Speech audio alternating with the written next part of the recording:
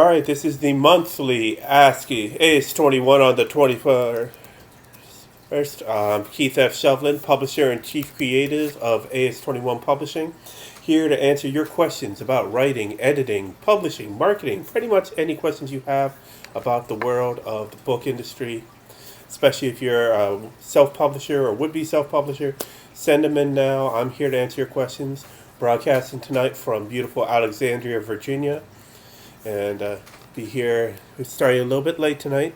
I don't know if you have heard, but we have a bit of weather here in the DC area right now. We had a dusting that came through last night and caused the entire city to pretty much come a standstill.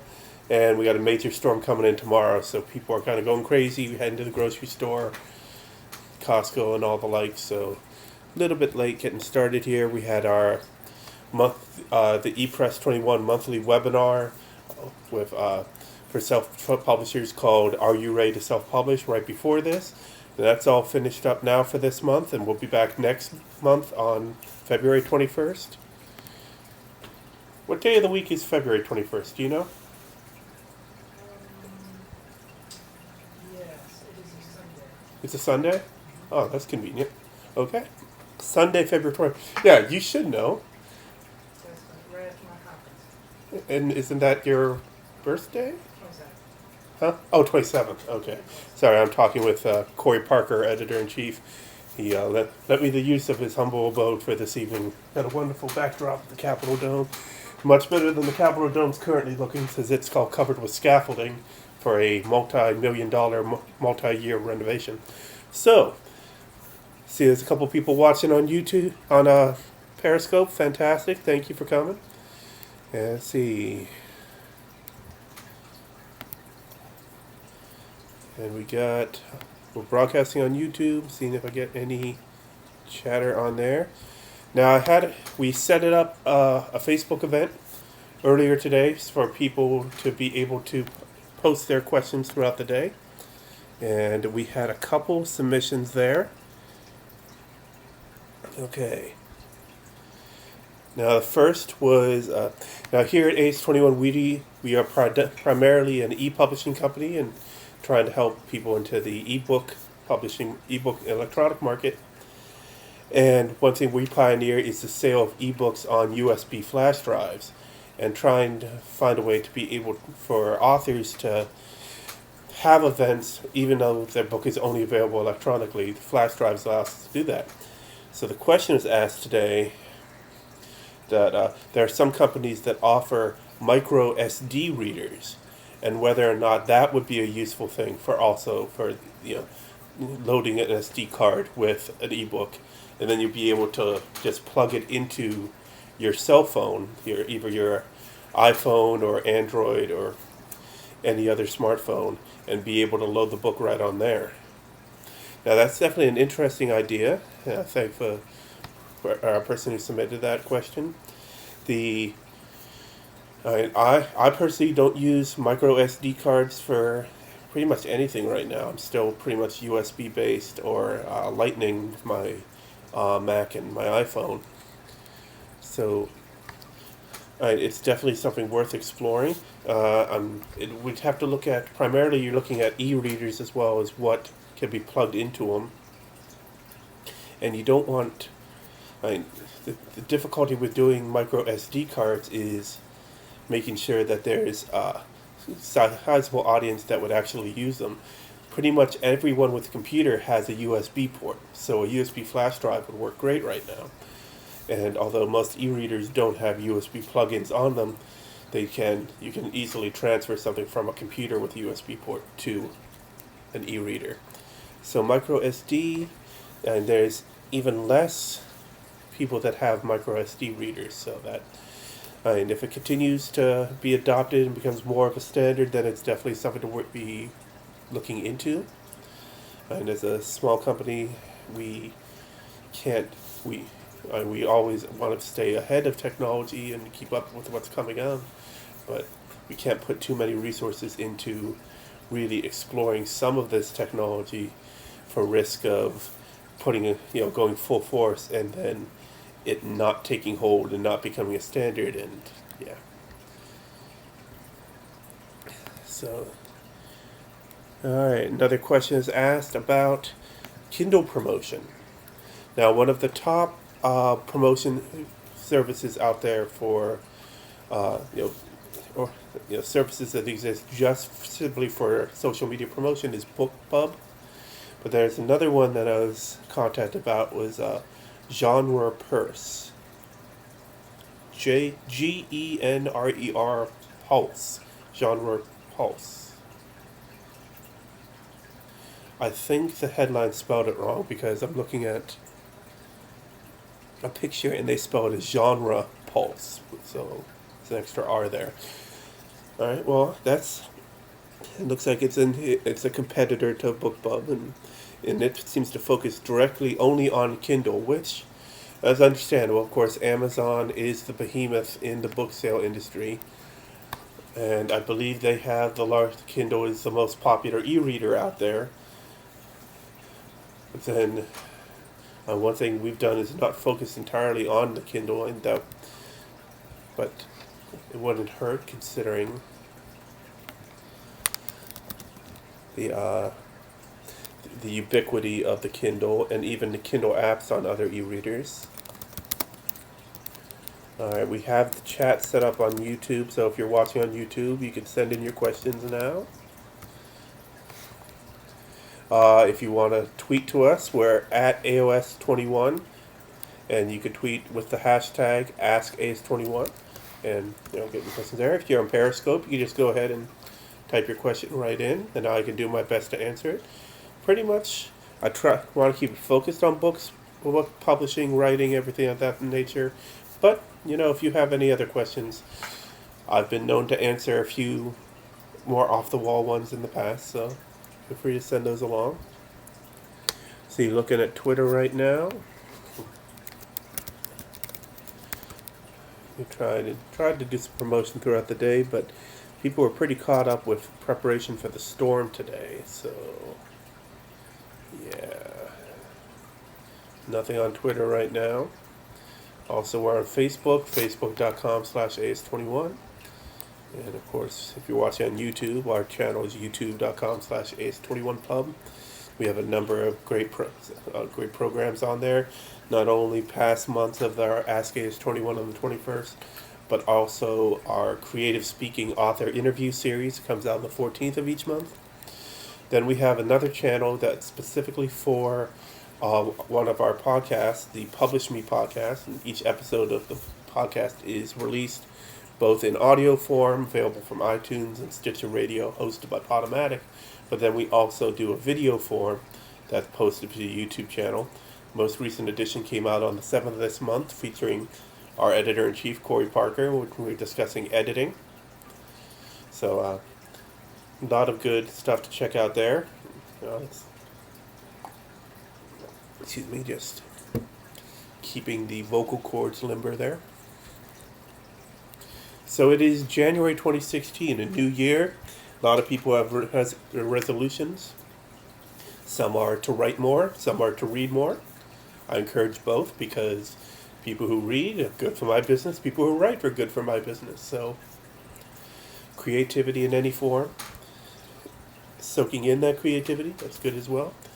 Pretty much, when you really look at the publishing business, it kind of is influenced by every other cultural movement out there because good books become good movies or good TV shows. Like you had multiple Golden Globe winner The Revenant, based on the book by Michael Punk. You have and that's several Oscar nods as well. You have the most popular TV shows right now is Game of Thrones, based off the book series by George R.R. Martin. And there's a world of good literature out there that's being adapted into TV, adapted in movies, even radio shows and the like. It's amazing how the written word, although it seems like people are getting away from reading, it's what people are reading is still heavily influential in what is seen in the movies and seen on television. So I read as part of one of our podcast series literally this week. It's a weekly news story. One of the news stories from a couple weeks back was with the release of The Revenant starring Leonardo DiCaprio, the book actually became a bestseller for the first time on the USA Today bestseller list. It's not that it wasn't a popular book, it's just it never really took off in sales, but it caught the attention of reviewers and obviously caught the attention of public. And they bought the rights to the story, which of course was based off of a true story, and then adapted it into the film starring Leonardo DiCaprio. Then, now, my favorite stories of the Juggernaut sci-fi movie from last year. Well, the Juggernaut sci-fi movie from last year before December, starring Matt Damon, was originally a self-published novel by Andy Weir, and he did well enough getting his story out there that it got picked up. He ended up signing a deal with a large publisher after he had already had several thousand sales, I believe, and just on his own. So, and then publisher came movie, major motion picture, and his book's been on towards the top of bestseller lists pretty much all year long last year. So whether you know it or not, the literary world is influencing you in some way. So why not pick up a book and read? Of course, there's Amazon built pretty much their whole online store out of the sale of books and textbooks and things, and have grown from there into other items. You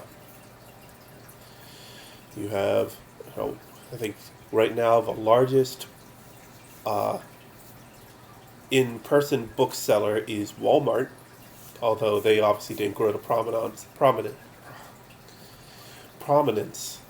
by book sales, but it's one thing that's helped them, of course. And that's mainly because we've had substantial cutback in large chain bookstores, with Borders shutting down a few years ago and Barnes & Noble scaling back, and Books A Million is still out. Beautiful, fantastic independent bookstores, and hopefully you have one close to you that you could stop by. And most of them start as used bookstores. Others bring in new titles. Some of them have focus on the children's books, or there's occult bookstores. There's one in California that just had a successful Kickstarter that's entirely focused on being a bookstore just for romance novels. So there's the independent bookstores are more of a community center that just happens to sell great books, and it's a good place for having author talks and poetry readings and events.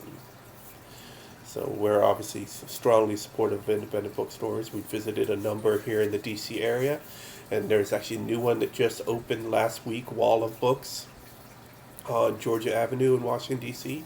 Primarily a used bookstore, but they seem to be open to having authors come in, do promotions. And we've worked with some other great bookstores like Upshur Street Books in Petworth, One More Page Books in Arlington, right on the edge of Falls Church, Books and Other Found Things in Leesburg, Virginia. We've been out there several times, myself and a few other of our authors. Most recently, we were out there beginning of December, myself and one of my authors, James D. King. We were promoting our literary magazine, the aois21 Annual, and that's one of our top destinations for our books to be available. So it's a very eclectic bookstore with an interesting style, but right off the main street of beautiful historic Leesburg, Virginia. I know here in DC, we just had the last chain bookstore close. There's Barnes & Noble downtown that just closed. Previous to that, at one point there was a Barnes & Noble and a Borders 2 blocks away from each other. Another Barnes & Noble in Georgetown, and a Books A Million in DuPont Circle, but they're all gone now. Just the independents survive. So, long live the indies, of course. Alright, it's just past 9 o'clock here on the East Coast, so I'm going to go try to still do close to half an hour here. So again, if you're watching on YouTube, we have the chat window set up. You can just go ahead and type in any questions you have. If you're watching on Periscope, I see a number of you over there watching on Periscope. Hi, how's it going? Feel free to send in your questions. We're on Twitter at aois21. You can send in your questions there. There's a nice quote from Walt Disney just popped up on our feed. There's more treasure in books than in all the pirates' loot on Treasure Island. Absolutely.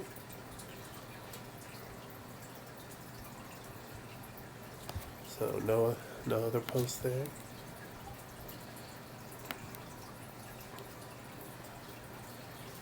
I think we need to look into our YouTube settings. For some reason, when we launched the YouTube event tonight, it posted on our Twitter feed in Chinese.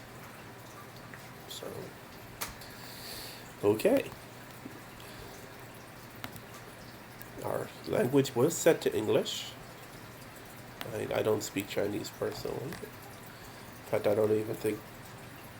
Well, I know someone who speaks Chinese, but they're not watching this, so it really doesn't help them or me. Huh, that's interesting. Yeah, video language is set to English. Well, that's odd.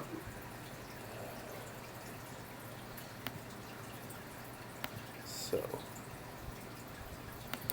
okay.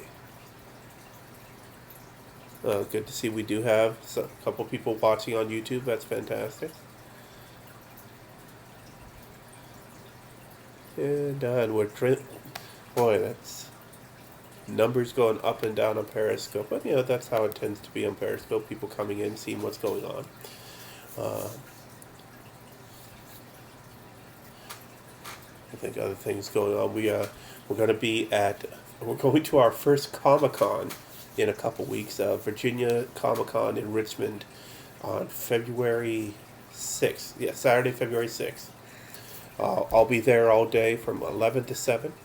And joining me will be author James G. King to promote his sci-fi novella, Hive First Contact. We'll also be promoting the fantasy novella, The Magnus and the Maiden, as well as our Publish Me podcast, since the focus of the Publish Me podcast is the writing of the fantasy epic, The Will of the Magi.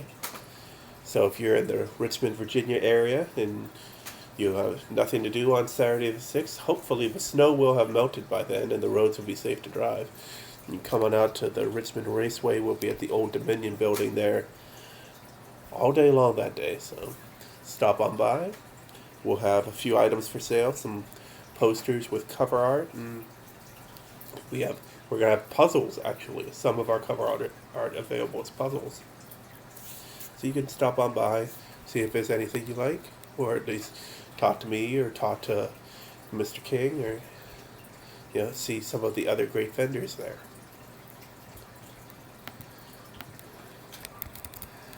Alright, just checking everything. Still no questions on Twitter, nothing on YouTube.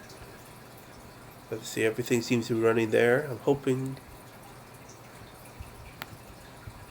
We had an issue when we tried to use the YouTube encoding system where the sound didn't work, so I'll just post on YouTube right there asking if it can be heard from the people watching on YouTube. At least the final version didn't have sound on it when we posted it to the channel afterwards, so I don't know if there's actually any sound going out now. And hopefully those watching on Periscope can hear me loud and clear.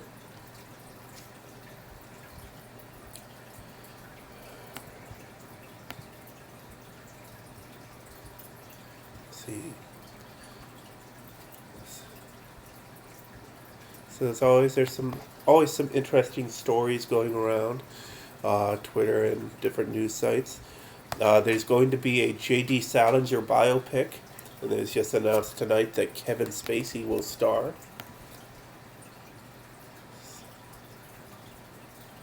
And it's called Rebel in the Rye. Spacey will play a professor named Whit Burnett, who serves as a mentor to young Salinger.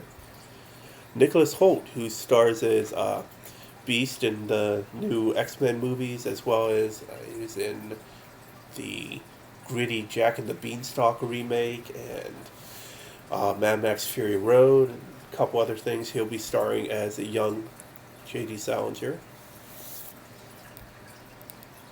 Let's see, it's been adapted by Danny Strong from the biography J.D. Salinger, A Life by Kenneth Slowensky. So, should be good. Other news from publishing today. See, Book Expo America is starting to announce some of their programming for this year's event. The Canada Reads announced their 2016 contenders for the top books of the year. Let's see. Guardian Children's Books did a review of the greatest children's books and tried to pull out the best quotes to live by and shared them on their webpage today. This is interesting. A piece from Slate about the first woman to publish a book in English lived in one room, walled off from society. That was the story of Julian of Norwich, the most famous anchorite of her day, in 1413. This amazes me. The depth of human possibility out there, and unfortunately it's how some people are treated.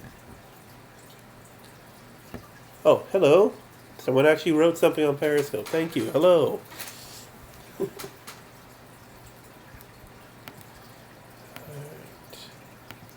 No other questions coming on YouTube. Checking again on Twitter. Hey. Yes, I am a writer and a publisher. I've written 3 books now, but I'm also the publisher of aois21 Publishing, based out of Mount Vernon, Virginia, just south of Washington, D.C.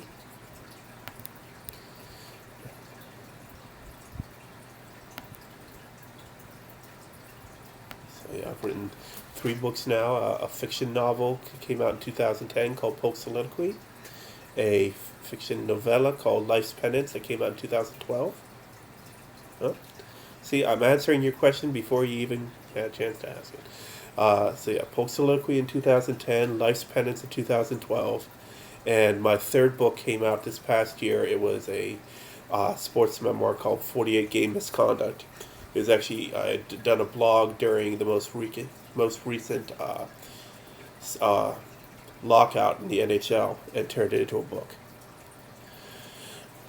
Well, Life's Penance has done not so well. Polk Soliloquy, I've had only about 100 sales, so just trying to find a good market for it. And then I've self-published both of my first 2 books, and then basically what I learned from the self-publishing experience, and then studying and getting my MBA from GW, used it to launch this publishing company. What genre sells best? Well, technically, romance novels sell pretty well. And just knowing fiction definitely sells better than nonfiction. And but yeah, romance novels, there's a pretty good audience for that. And pretty much anyone who has a good storyline, although they tend to recycle plots a lot. But I've seen sales from that continuing doing well. I know crime fiction does pretty well. John Grisham is one of the best-selling authors right now. James Patterson is considered the best-selling author of right now, and publishing several books a year. And it's incredible. Oh yeah, Grisham's a great author. What's the name of his current? His current bestseller is Rogue Lawyer. It's currently number 2 on the New York Times bestseller for combined print and ebook fiction. Number 1 being The Girl on the Train by Paula Hawkins. And yeah, not too surprising. The hardcover fiction number 1 is currently Star Wars The Force Awakens by Alan Dean Foster. So a little extension of the big move on that. Do you write Celestine Prophecy? Not sure. Let me look.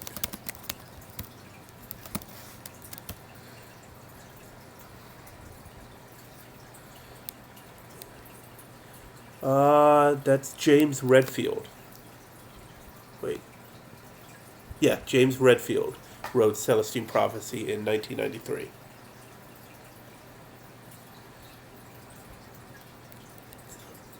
Oh, that's okay.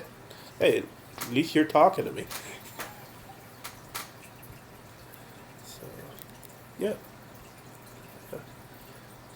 Yeah, just looking real quick here. It's got a 3.6 out of 5 stars on Goodreads and 4 out of 5 on Barnes & Noble. So, wonder which one. I'd probably trust the Goodreads metric a little bit more there. It's a larger audience. Alright. Mm-hmm. Yeah, that's a good one as well. Let's see.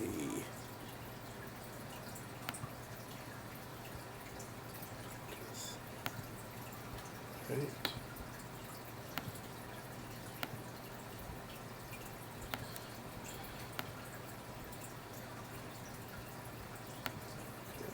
Oh. Oh, thank you for the hearts. It's always appreciated. So let's see some of the other things going on in the world today. Uh, let's see.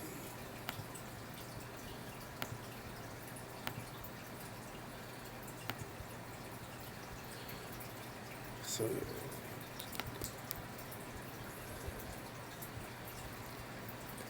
sorry, just kind of running through Twitter here, seeing what people are talking about. How long does it take to write a full novel? Well, it depends how energized you get into it, because uh, I've seen people write novels that take years. I mean, it personally took me about 4 years to write my novel, and it was just barely over the 40,000 word threshold. But then there's National Novel Writing Month every November, and there are people who do a whole 50,000 word novel just in the month of November. So really it depends on how energized you are, how focused you are, how organized you are, and how determined you are to get it done. It depends, really decides how long it takes to write it.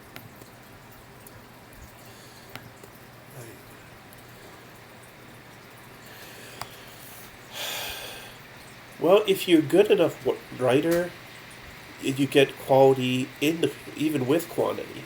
But there are a lot of people who just will knock out several books, and it's basically just the same theme rehashed over and over again. So that's just a quality thing.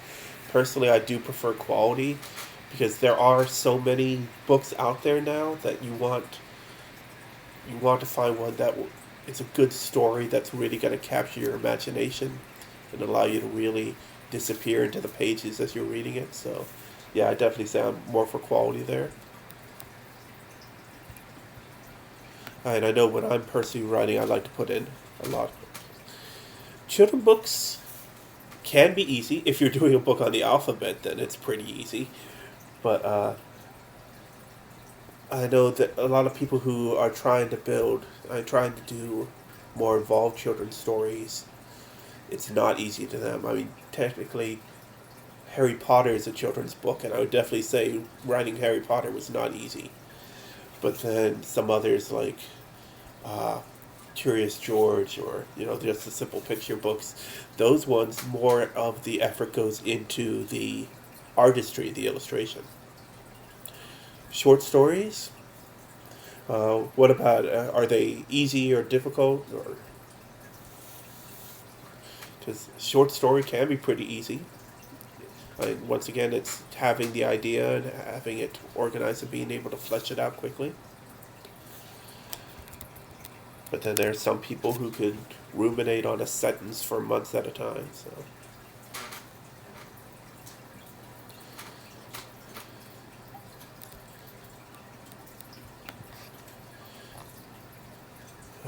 I know when we put together our annual literary magazine, we get a lot of good short story submissions.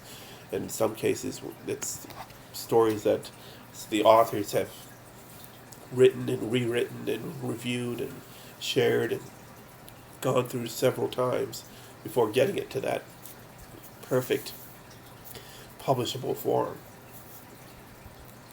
And of course, a lot of things play into that. Being able to review, give yourself a good, honest review, or having someone that can read it for you. What does it take to get a book noticed? Oh, well, it could take a lot of. I mean, there are different ways to get a lot of different books noticed.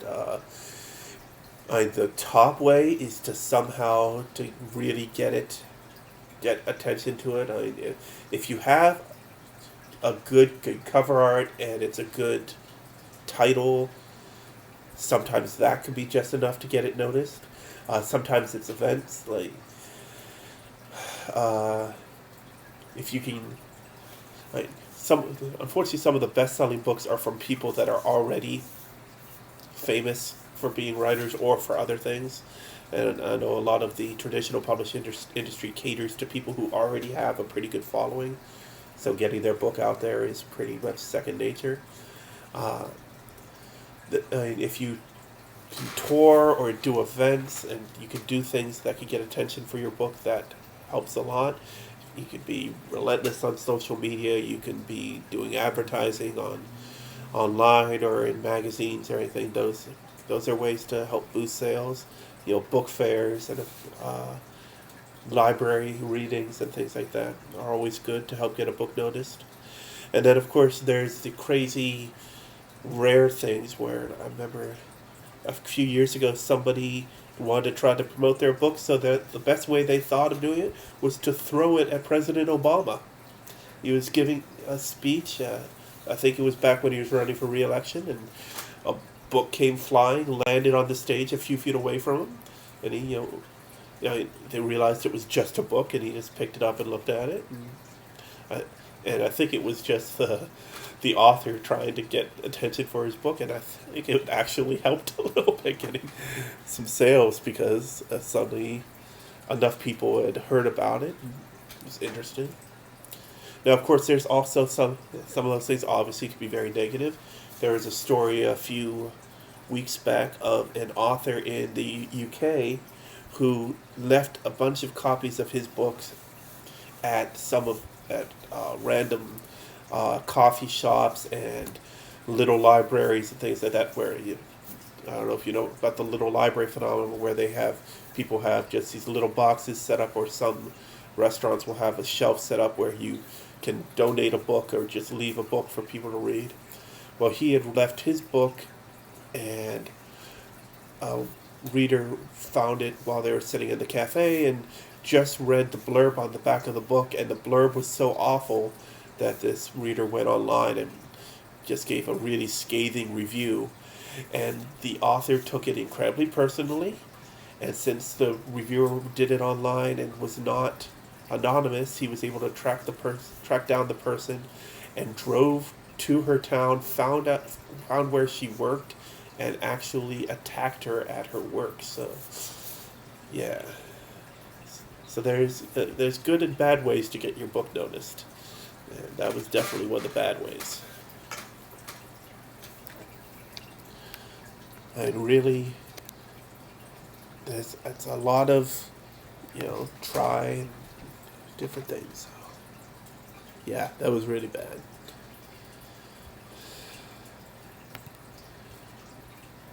Okay, so we're just over half an hour on the YouTube. So we're going to go ahead and shut down the YouTube one since... Let's see.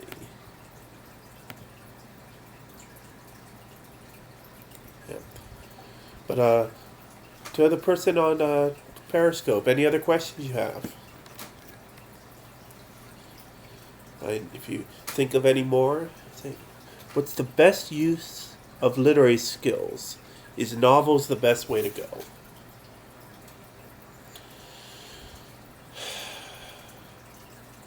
See, it all depends on the story you're trying to tell. If your story is best served as a novel, then yeah, a novel is a pretty good way to go. If your story is best as a short story or a screenplay or a series, it all depends. There have been some great writers who never wrote a single book. Aaron Sorkin comes to mind. He's one of my favorite writers. He's never written an actual book. You have journalists who write thousands of words a day covering the news, and there's some excellent writers out there in the journalism profession. And they will end up writing books, yes, but they will write far more covering the news. Yeah, Christopher Hitchens. And it all depends, really, when it comes to writing, what you're trying to do with it. Because there's inspirational writers, either poets or people who write self-help books or things like that. And just trying the story you're trying to tell, how you want to get it out there. So, magazines as well. Yeah, remember the stories of Sherlock Holmes started as stories in the Strand magazine in the UK before turning into the eventual books. Helen Fielding, when she was first writing Bridget Jones's Diary, they were actual pieces that appeared in newspapers and magazines before being turned into her first novel.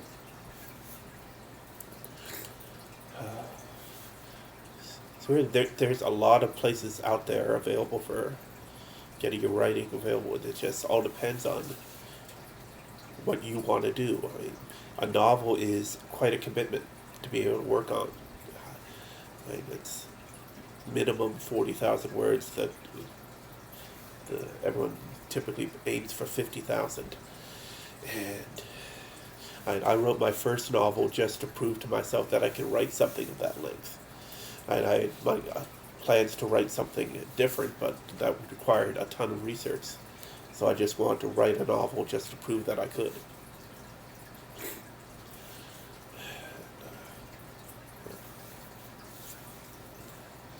Alright.